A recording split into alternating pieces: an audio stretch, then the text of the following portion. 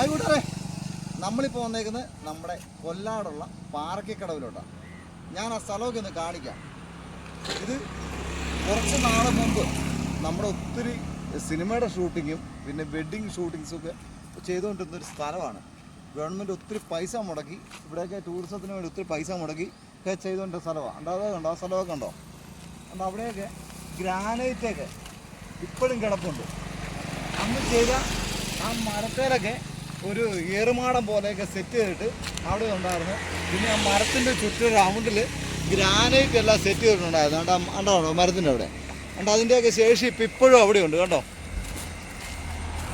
അതിൻ്റെയൊക്കെ ശേഷി ഇപ്പം ഇപ്പോഴും ആ സ്റ്റെപ്പ് കണ്ടോ, അതിലെ ആ സ്റ്റെപ്പും കാര്യങ്ങളും എല്ലാം ഉണ്ട്. അവിടെ നല്ല സെറ്റപ്പായിരുന്നു സംഭവം എല്ലാം.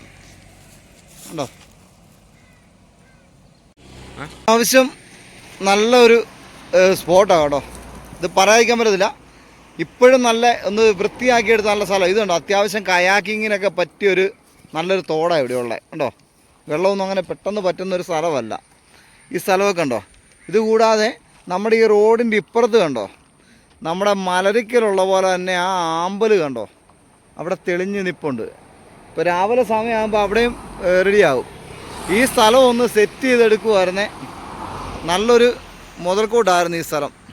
ഇത് മൊത്തം കാട് കയറി നശിച്ചുകൊണ്ടിരിക്കുക. അധികൃതർ ഇതൊന്നും ശ്രദ്ധിക്കണേ.